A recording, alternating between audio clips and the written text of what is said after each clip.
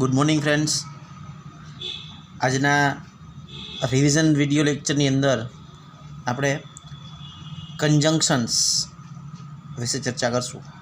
Okay, આજે તમારે 12થની અંદર જે સિન્થેસિસ એટલે કે કન્જંક્શન્સનો જે ટૉપિક પૂછાય છે એના વિશે આપણે ચર્ચા કરવાની છે. તો આ જે ટૉપિક છે એની અંદર કઈ કઈ બાબતોનો સમાવેશ કરવામાં આવે છે એ આપણે જોશું. ઓકે, સૌથી પહેલાં તો આને બોલાય શું? તો કે કન્જંક્શન ન બોલાય, બરાબર. કન્જંક્શન્સ સાચો ઉચ્ચાર છે, કન્જંક્શન્સ એટલે કે સંયોજક. તો આપણને ખબર છે કે ભાઈ બે વાક્યોને જોડવા માટે જે શબ્દનો ઉપયોગ થાય એને કન્જંક્શન્સ કહેવાય, બરાબર. બે કર્તા છે, બે ક્રિયાપદ છે, બે વાક્યો છે, બે ફ્રેઝ છે, આને જોડવા માટે જે શબ્દનો ઉપયોગ થાય એને શું કહીએ આપણે? કન્જંક્શન્સ. હવે કન્જંક્શન્સ છે તો સમજીએ, બરાબર. પહેલું જે વાક્ય લખ્યું છે અહીંયા જુઓ શું છે? તે ગરીબ છે, ખાલી જગ્યા, તે ખુશ છે. હવે આ જે બંને બાબત છે, તે ગરીબ છે, તે ખુશ છે, તો બંને વિરોધાભાસ બાબત કહેવાય કે નહીં? બંને વિરોધાભાસ બાબત છે કે નથી? હા. તો આપણે શું બોલીએ? તે ગરીબ છે, બરાબર, પણ અથવા તો પરંતુ તે ખુશ છે, આવું જ બોલીએ કે નહીં? અંગ્રેજીનું જ સેશન છે, બરાબર. તમને સમજાય એટલા માટે ગુજરાતીમાં લખેલું છે, બરાબર, કે તે ગરીબ છે પણ અથવા પરંતુ તે ખુશ છે, આવું બોલીએ કે ન બોલીએ? હા. તો ગુજરાતીમાં પણ અથવા પરંતુ એના માટે અંગ્રેજીમાં કયો શબ્દ છે? તો કે બટ, યેટ અને સ્ટીલ, બરાબર. આ બધાનો અર્થ શું થાય? તો કે પણ અથવા પરંતુ, બરાબર. બટ, યેટ અને સ્ટીલ એનું ગુજરાતીમાં થાય છે પણ અથવા પરંતુ. તે ગરીબ છે પણ અથવા પરંતુ તે ખુશ છે. તો બંને જે વિરોધાભાસ બાબત છે એને જોડવા માટે જે શબ્દનો ઉપયોગ થાય એને શું કહેવાય? But, yet, steel. Clear? Steel, yet અને સ્ટીલ એના બીજા અર્થ પણ છે. એક યેટનો અર્થ છે, આમાં એનો અર્થ થાય છે પણ અથવા પરંતુ. બીજો એનો અર્થ છે, બરાબર, એ પૂર્ણ વર્તમાનકાળની અંદર પણ એનો ઉપયોગ થાય છે, બરાબર, કે he hasn't returned my book, કે એને હજુ સુધી મારી બુક છે પાછી આપી નથી. તો ત્યારે એના માટે યેટનો અર્થ થાય હજુ સુધી. તો આપણે બરાબર સ્ટીલનો અર્થ થાય છે, બરાબર, સ્ટીલ એટલે કે સ્થિર, બરાબર, સ્ટીલ વોટર, સ્ટીલ ફોટોગ્રાફી, તો એની અંદર પણ સ્ટીલનો ઉપયોગ થાય છે. આપણે જોઈ લેવાનું કે વાક્ય છે તો એને અંદર કયા અર્થમાં આપેલું છે એ પ્રમાણેનો અર્થ કરવાનો છે, બરાબર. પણ આમાં બટ, યેટ, સ્ટીલનો અર્થ થાય છે પણ અથવા પરંતુ. તો તે ગરીબ છે પણ અથવા પરંતુ તે ખુશ છે. તો હવે અંગ્રેજીની અંદર શું લખાય આપણે? કે તો હી ઇઝ પુઅર, તે ગરીબ છે, હી ઇઝ હેપી. તો અહીંયા વચ્ચે શું જવાબ આવશે? તો કે બટ, યેટ અથવા સ્ટીલ, કોઈ પણ મૂકી શકો, બરાબર. તમે હું એક જ લખીશ પણ આ બધા માટે છે. બટ લખો તો પણ ચાલે, બટ, બરાબર. તમે યેટ અથવા સ્ટીલ પણ મૂકી શકો. તો he is poor but he is happy. તો આ વાક્યને શું સમજ? તો કે ગુજરાતીની અંદર, ગુજરાતી વાક્ય રચનામાં જ્યાં પણ અથવા પરંતુ મુકાતું હોય, અંગ્રેજી વાક્ય રચનામાં, બરાબર, પણ ત્યાં જ બટ, યેટ કે સ્ટીલ મુકાય, બરાબર. ગુજરાતીમાં તમે જે જગ્યાએ તમે પણ અથવા પરંતુ મૂકો, અંગ્રેજીમાં એ જ જગ્યાએ બટ, યેટ કે સ્ટીલ મૂકવામાં આવે છે. ક્લિયર એટલું? તો આપણે ખાસ સમજવાનું શું છે?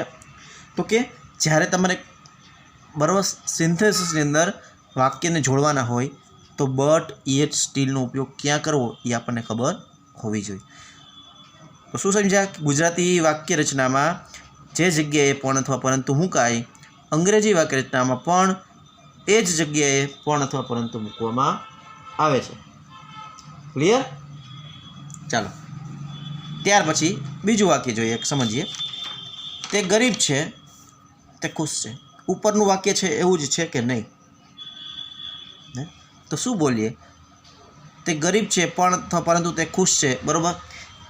એને બદલે આપણે એવું પણ બોલી શકીએ કે ન બોલી શકીએ? તે ગરીબ છે તેમ છતાં, બરાબર, તેમ છતાં અથવા તો છતાં પણ તે ખુશ છે. આવું બોલાય કે નહીં? બોલી શકાય ને? તે ગરીબ છે તેમ છતાં અથવા તો છતાં પણ તે ખુશ છે. તો આ પણ વિરોધાભાસ બાબત જ થઈ, બરાબર.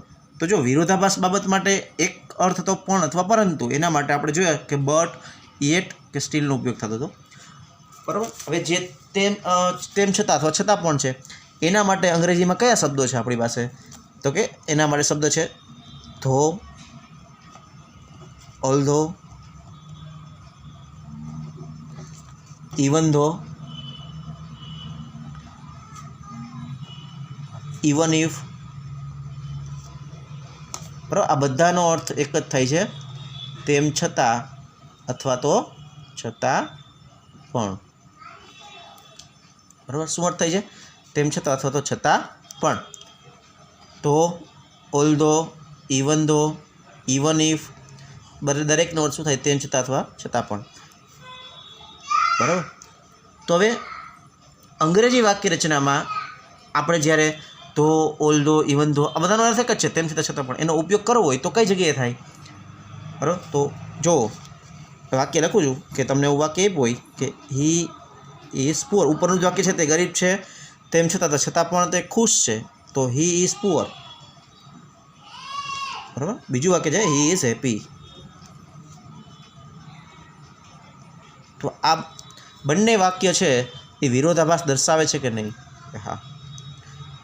તો હવે સમજો કે ગુજરાતી વાક્ય રચનામાં, બરાબર, જે વાક્ય પછી તેમ છતાં અથવા છતાં પણ આવતું હોય, અંગ્રેજી વાક્ય રચનામાં તે વાક્યની પહેલાં પણ અથવા તે વાક્યની પહેલાં ધો, ઓલ્ધો મૂકવામાં આવે છે, બરાબર. એટલે અહીંયા હી ઇઝ પુઅર, ધો અથવા ઓલ્ધો હી ઇઝ હેપી એવું નહીં આવે. ધો અથવા ઓલ્ધો એનો ઉપયોગ કરવો હોય તો ક્યાં આવશે? વાક્યની શરૂઆતમાં. તો આપણે શું મૂકશું? જો દરેક માટે છે, ધો, ઓલ્ધો, ઇવન ધો, ઇવન ઇફ, દરેક માટે છે. પણ હું એ લખીશ એક જ, પણ આ દરેકને લાગુ પડે છે. તો શું બને? વાક્ય જોડવું હોય તો આ રીતે બનશે કે ધો he is poor he is happy. તે ગરીબ છે તેમ છતાં પણ તે ખુશ છે. ક્લિયર એટલું? હવે આટલું સમજાવ્યા પછી જો આગળ શું સમજ્યા આપણે? જો અહીંયા he is poor but he is happy, અને અહીંયા એવું સમજાય ધો he is poor he is happy. હવે હું તમને આટલું સમજાવી દઉં, બરાબર. તો ઘણાએ મગજમાં શું કર્યું? ફિટ કર્યું કે, બરાબર, જે સ્કૂલ લેવલે તમે જે 8, 9, 10 ધોરણમાં તમે શીખ્યા હોય કે, બરાબર, 8મા 9મા 10મા ધોરણની અંદર તમે શીખી ગયા હોય કે બટ છે તો એ વાક્યની વચ્ચે આવે, અને ધો, ઓલ્ધો, ઇવન ધો હોય તો એ ક્યાં આવે? વાક્યની શરૂઆતમાં. તો અત્યાર સુધી આપણે જે શીખ્યા તમે 2 વસ્તુ, એના પ્રમાણે તમે બરાબર જ શીખ્યા છે, બરાબર. પણ મેં તમને પહેલાં જ કીધું કે અંગ્રેજી છે એ ગોખવાનું નહીં, બરાબર. બીજું એક એક્ઝામ્પલ સમજીએ એટલે વધારે તમને ક્લિયર થાય, વધારે આઈડિયા આવે, બરાબર. હજી એક એક્ઝામ્પલ જોઈએ આપણે. અહીંયા હું વાક્ય લખું, તમને એક્ઝામમાં માનો કે એવું વાક્ય પૂછ્યું હોય, હી ઇઝ હેપી, સમજો. પછી ખાલી જગ્યા હી ઇઝ પુઅર, બરાબર. કાઉન્સમાં તમને ઓપ્શન આપ્યા છે સો, બીકોઝ, બટ અને ધો. ચાલો હવે જો ખતરો ક્યાં રહેલો છે એ સમજાવું તમને, બરાબર. ખતરો ક્યાં છે? હવે જો આપણે શું લખ્યું? He is poor, he is happy, પછી જે બ્લેન્ક છે અને પછી છે હી ઇઝ પુઅર. કાઉન્સમાં ઓપ્શન છે સો, બીકોઝ, બટ અને ધો. હવે પહેલી નજરે જોઈએ આપણે, બરાબર, એટલે આપણને આઈડિયા આવે કે he is poor he is happy. તો બંને વિરોધાભાસ બાબત છે કે નહીં? બરાબર. એટલે આપણને ખબર પડી ગઈ વિરોધાભાસ બાબત હોય તો એના માટે ધો ઓલ્ધો છે, બટ યet સ્ટીલ છે, આ બધા શબ્દો આવે. ક્લિયર? તો હવે અહીંયા હવે સો અથવા બીકોઝ આ તો બે આવશે નહીં, કાં બટ આવશે ને કાં ધો ઓલ્ધો આવશે. બરાબર? ક્લિયર? હવે જે લોકોએ જો મેં તમને કીધું કે ખતરો ક્યાં છે એ સમજાવું છું. હવે જે આટલું મેં તમને સમજાવ્યું હતું ઉપરના બે એક્ઝામ્પલ, એટલે ઘણાના મગજમાં ફિટ થઈ ગયું કે બરાબર વચ્ચે બ્લેન્ક હોય તો બટ યet સ્ટીલ આવે, શરૂઆતમાં હોય તો ધો ઓલ્ધો આવે. ક્લિયર? તો હવે જુઓ અહીંયા વચ્ચે બ્લેન્ક જોઈને ઘણા શું ઉતાવળે શું જવાબ મૂકશે અહીંયા? બટ. માનો કે અહીંયા બટ આપણે એવું મૂકી દઈએ, બટનો શું થાય? પણ અથવા પરંતુ. તો જો આપણે વાક્યનું ગુજરાતી કરો શું થાય? હી ઇઝ હેપી, તે ખુશ છે પણ તે ગરીબ છે. આવું બોલાય? ન બોલાય. બરાબર? આવું બોલી શકાય? ન બોલાય. તો ગુજરાતી તમે અહીંયા બટ અથવા અહીંયા વચ્ચે બટ મૂકો છો તો એનો પ્રોપર અર્થ નીકળતો નથી. તો he is poor, sorry he is happy but he is poor. તે ખુશ છે પણ અથવા પરંતુ તે ગરીબ છે. આવું બોલી શકાય નહીં. બરાબર? તો અહીંયા બટ છે એ જવાબ આવતો નથી. હવે જે લોકોએ ગોખ્યું હોય તો એ શું મૂકીને આવે? બટ. હવે માનો કે તો બટ નથી આવતું, સો બીકોઝ બટ નથી, તો તમને થાય કે ધો ઓલ્ધો આવે, તો એ મૂકો તો ધો ઓલ્ધોનો અર્થ શું થાય છે? તેમ છતાં પણ આવો અર્થ થાય છે કે નથી થતો? કે હા. બરાબર? તો પણ તમે જો ગુજરાતી અર્થ કરશો ને તો પણ એમાં અર્થ બરાબર નીકળતો નથી. જેમ કે આપણે કહીએ કે તે ખુશ છે તેમ છતાં પણ તે ગરીબ છે. આવું બોલાય? તો કે ના. તો એનો અર્થ પણ પ્રોપર નીકળતો નથી. બરાબર? અર્થ બંધ બેસતો થતો નથી. તો આન્સર શું આવી શકે? હવે આપણને 4 ઓપ્શન આપ્યા છે તો એક તો સાચો જવાબ હોય જ. બરાબર? અને જ્યારે તમે જો કોમ્પિટિટિવ એક્ઝામ આપશો, બરાબર, અત્યારે 12થમાં છો, 12th પછી તમે જે કોમ્પિટિટિવ એક્ઝામ આપશો તો ત્યારે તમને મજા ક્યાં આવે ખબર? એટલે મજા તમને ન આવે, મજા પેપર સેટરને આવે કે અહીંયા સો બીકોઝ બટ અને ચોથો ઓપ્શન અહીંયા માનો કે ધો ઓલ્ધો નથી આપ્યું, એની જગ્યાએ તમને બરાબર બટ ન આપ્યું હોય, માનો કે બટ નથી આપ્યું તમને, અને એની જગ્યાએ તમને આપે નન ઓફ ધીસ. શું આપે? બટ નો આપે, તમને આપે નન ઓફ ધીસ. તમે શું વિચારો કે વિરોધાભાસ છે? તો કે હા વિરોધાભાસ ક્રિયા છે, બંને વાક્યો વિરોધાભાસ છે. તો બટ ઓપ્શન નથી, તો જવાબ શું આવે? તો કે નન ઓફ ધીસ. જ્યારે એ આન્સર ખોટો છે. સાચો જવાબ શું આવશે? તો કે અહીંયા ધો સાચો આન્સર આવશે. કેવી રીતે? તો જો આનું ગુજરાતી શું થાય સમજો કે તે ખુશ છે, તે ગરીબ છે, છતાં પણ. આવું બોલાય કે નહીં? આવું બોલાય કે નહીં? બોલી શકાય ને? આપણે એમ નથી કહેતા કે ભાઈ મેં તેને બરાબર તે માન્યો જ નહીં, આપણે કહીએ તે માન્યો જ નહીં, મેં એને ખૂબ સમજાવ્યો છતાં પણ. તો છતાં પણ વાક્યના અંતે બોલી શકાય. બરાબર? તો અહીંયા વચ્ચે જવાબ આવે છે ધો. શું થાય ગુજરાતી? કેવી રીતે ગુજરાતી આપણે બોલશું? તો કે તે ખુશ છે, તે ગરીબ છે, છતાં પણ. એટલા માટે જવાબ શું આવશે? ધો જવાબ આવશે. ક્લિયર આટલું? તો આ રીતે સમજવું પડે. બરાબર? વચ્ચે બ્લેન્ક હોય તો બટ જ, શરૂઆતમાં હોય તો ધો ઓલ્ધો આવે જ. બરાબર? આવું નહીં. વાક્યને સમજવું પડે, કયા ઓપ્શન છે બરાબર એ જોવા પડે, પછી એનો આપણે આન્સર લખી શકીએ. એટલે ગોખવાનું નહીં કે વચ્ચે બ્લેન્ક હોય તો બટ જ આવે, કે શરૂઆતમાં હોય તો ધો ઓલ્ધો જ. હા, વચ્ચે બ્લેન્ક હોય તો બટ યet સ્ટીલ આવી શકે, શરૂઆતમાં હોય તો ધો ઓલ્ધો આવી શકે, પણ બટ જ, ધો ઓલ્ધો જ આવું નહીં. ક્લિયર? ચાલો, તો આની એક શોર્ટકટ પણ છે. બરાબર? હવે જો હું તમને કાંઈ આ જે ચર્ચા કરી આવી કાંઈ ચર્ચા ન કરત, બહુ સમજાવત નહીં, અને ખાલી શોર્ટકટમાં એટલું જ કહેત. બરાબર? જો શોર્ટકટ છે એ દરેક ગ્રામરની અંદર શોર્ટકટ હોય, પણ શોર્ટકટ મેં તમને પહેલાં કીધી હોત અને આ કાંઈ ચર્ચા ન કરી હોત ને ડાયરેક્ટ શોર્ટકટ કહી દીધી હોત તો મારી મહેનત ઘટત અને તમારી સમસ્યા એની એ જ રહેત. બરાબર? સમજો. જો આ શોર્ટકટ છે ખાલી વિરોધાભાસ માટે જ છે, ખાસ ધ્યાન રાખજો. હવે અહીંયા શું કીધું હતું, પેલું જે આપણે જોઈ, બરાબર, બટ એ સ્ટીલ, બરાબર. તો આ બે વાક્ય જુઓ તો, હી ઇઝ પુઅર અને હી ઇઝ હેપી, એમાં પરિણામ શું છે? પરિણામ શું દર્શાવે છે? તો કે ગરીબ હોવું એ પરિણામ છે કે ખુશ હોવું એ પરિણામ છે?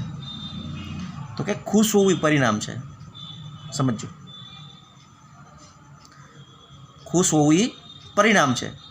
તો હવે શોર્ટકટ શું છે એ યાદ રાખજો કે જો બ્લેન્ક, જો સમજો, જો બ્લેન્ક પછી આ ખુશ હોવું પરિણામ છે, જો બ્લેન્ક પછી પરિણામ હોય તો ખાલી જગ્યામાં બટ જવાબ આવે, એટલે કે બટ યet સ્ટીલ જવાબ આવે, બરાબર. પરંતુ જો અહીંયા જોઈએ આપણે, બરાબર, અહીંયા જોઈ કે બ્લેન્કની પહેલાં પરિણામ હોય, બ્લેન્કની પહેલાં પરિણામ હોય તો જવાબમાં ધો અથવા ઓલ ધો આવે. જો મેં આની ચર્ચા ન કરી, સમજો, એ હમણાં સમજાવું છું. શું થયું શોર્ટકટ કે જો બ્લેન્ક પછી પરિણામ હોય તો બ્લેન્કમાં બટ યet સ્ટીલ જવાબ આવે, અને જો બ્લેન્કની પહેલાં પરિણામ હોય તો બ્લેન્કમાં ધો અથવા ઓલ ધો આવે. આ શોર્ટકટ, ક્લિયર? આ શોર્ટકટ છે. હવે જો અહીંયા શું કીધું તું મેં, બ્લેન્ક છે, જો બ્લેન્કની પહેલાં પરિણામ હોય, જો અહીંયા તો કાંઈ છે જ નહીં, બરાબર. બ્લેન્કની પહેલાં પરિણામ હોય તો ધો ઓલ ધો આવે, પણ અહીંયા તો કાંઈ છે જ નહીં. પણ અહીંયા શું કીધું કે જો બ્લેન્ક પછી પરિણામ હોય, બ્લેન્ક પછી પરિણામ હોય તો બ્લેન્કમાં શું જવાબ આવે? બટ યet સ્ટીલ આવે. તો અહીંયા બ્લેન્ક પછી આ પરિણામ છે, હી ઇઝ પુઅર? ના. ઇટ મીન્સ અહીંયા પરિણામ નથી, ઇટ મીન્સ બટ યet સ્ટીલ નહીં આવે. તો શું જવાબ આવશે? તો કે ધો ઓલ ધો આવશે. તો કે ધો ઓલ ધો જવાબ આવશે. ક્લિયર? તો આ રીતે આપણે યાદ રાખશું. તો કન્જંક્શન્સની અંદર બટ યેટ સ્ટીલ સમજાઈ ગયું. ત્યાર પછી ચર્ચા કરી ધો, ઓલ ધો, ઇવન ધો અને ઇવન ઇફ. ક્લિયર એટલું? ત્યાર પછી નેક્સ્ટ એક્ઝામ્પલ જોઈ, બરાબર, એટલે કે નેક્સ્ટ કન્જંક્શન્સની ચર્ચા કરીએ આપણે, બરાબર. ચાલો એક વાક્ય લખું છું અહીંયા.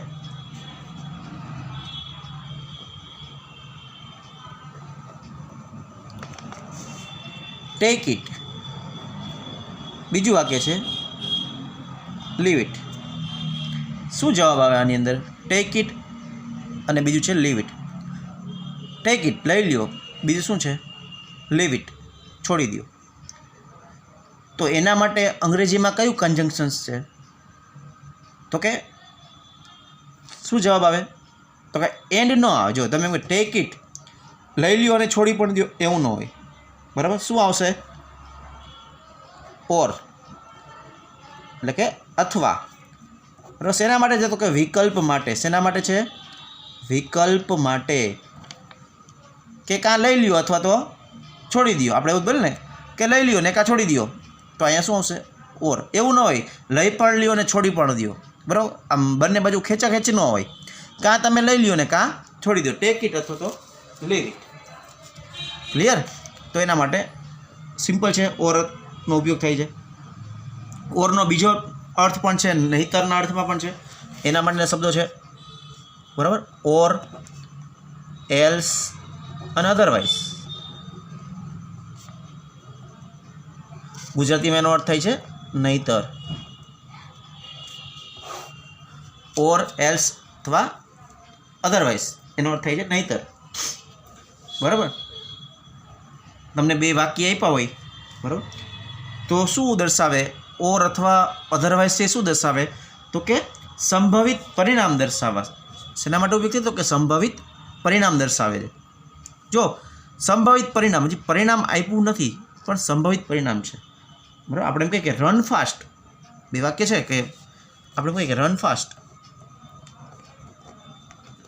બરાબર, પહેલું વાક્ય છે. બીજું છે you may lose the race.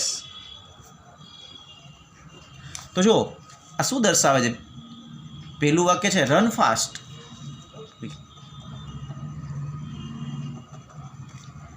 Run fast ઝડપથી દોડો. You may lose the race. તો આપણે શું કહીએ, ઝડપથી દોડો નહીંતર તમે રેસ છે હારી જશો, એવું બોલીએ કે નહીં? જો આ મેં છે સંભવિત પરિણામ દર્શાવે, બરાબર. મેં એટલે કદાચ તમે રેસ ગુમાવી દેશો, બરાબર. ઝડપ તો આપણે એને જોડવું હોય તો કયા કન્જંક્શન્સનો ઉપયોગ થાય? તો કે ઓર અથવા અધરવાઇઝ, ઓર એલ્સ અથવા અધરવાઇઝ, કે રન ફાસ્ટ ઝડપથી દોડો નહીંતર તમે રેસ છે એ ગુમાવી દેશો. તો ઓર અથવા અધરવાઇઝ ક્યાં મૂકવાનું હોય? તો કે જે ક્રિયા સંભવિત પરિણામ દર્શાવતી હોય તેની પહેલાં ઓર અથવા અધરવાઇઝનો ઉપયોગ થાય. તો જો અહીંયા મુખ્ય ક્રિયા કઈ છે? તો કે ઝડપથી દોડવાની, રન ફાસ્ટ ઝડપથી દોડો. અહીંયા વચ્ચે શું આવશે? તો કે અધરવાઇઝ,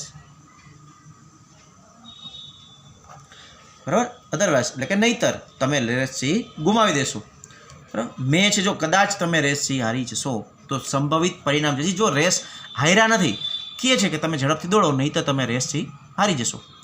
તો મેં શું દર્શાવે છે? સંભવિત પરિણામ. તો જે ક્રિયા સંભવિત પરિણામ દર્શાવતી હોય એની પહેલાં ઓર અથવા અધરવાઇઝ મૂકવામાં આવે છે. ક્લિયર? એટલું સમજાય? બરાબર. એવી જ રીતે બીકોઝ છે, બરાબર. બીકોઝ જો કારણ દર્શાવે છે, બીકોઝ છે કારણ, તો બીકોઝ કારણ દર્શાવે છે, બરાબર. તો એવી રીતે એના માટેના બીજા શબ્દો કયા છે? તો કે સિન્સ અને એઝ, એ પણ કારણ દર્શાવે છે. જો જોવું બીકોઝ છે, જો આ એક જોયું આપણે, બરાબર. ઓર અથવા અધરવાઇઝ, બટ યેટ સ્ટીલ જોયું, ધો ઓલ્ધો જોયું, ઓર જોયું. ત્યાર પછી છે બીકોઝ.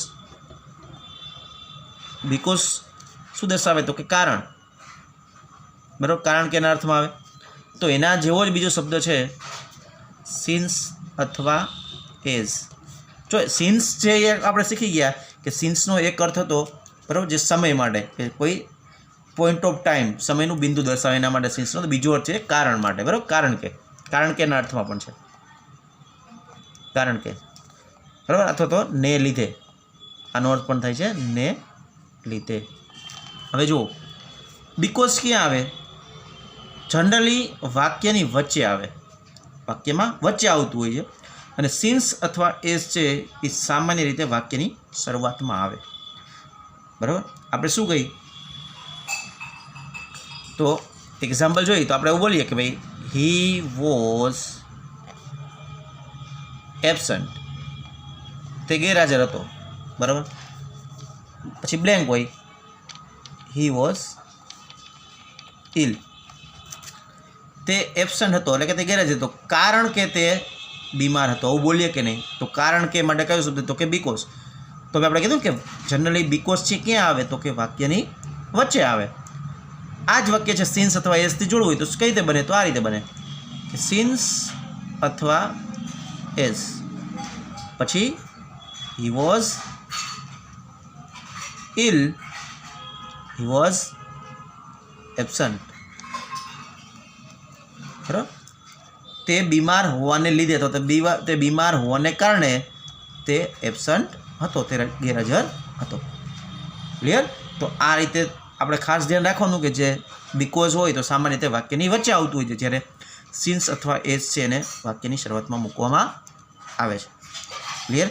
તો આ રીતે જો કન્જંક્શન્સ છે એ સહેલામાં સહેલો ટોપિક છે, પણ આપણે એનો ઉપયોગ કઈ જગ્યાએ કરવો એ આપણને ખબર પડવી જોઈએ. જેમ કે આપણે જોયું બટ યેટ સ્ટીલ જોયું, તો આપણને ખબર પડે કે ભાઈ જે ક્રિયા, બરાબર, પરિણામ દર્શાવતી હોય એની પહેલાં શું મૂકવાનું હોય? બ્લેન્ક. પહેલાં બ્લેન્ક પછી પરિણામ હોય તો બટ યેટ સ્ટીલ આવે, અને જો બ્લેન્ક પહેલાં પરિણામ હોય તો બ્લેન્કમાં શું આવે? ધો ઓલ્ધો. એટલે ગોખવાનું નહીં કે વચ્ચે ખાલી જગ્યા હોય તો બટ જ આવે અને શરૂઆતમાં હોય તો ધો ઓલ્ધો જ આવે. આવી શકે, બરાબર. પછી ત્યાર પછી ઓર, અધરવાઇઝ, બીકોઝ,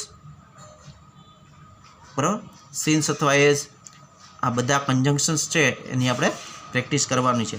હજી આના સિવાયના પણ કન્જંક્શન્સ છે જે આપણે નેક્સ્ટ વિડીયો લેક્ચરની અંદર એની ચર્ચા કરશું.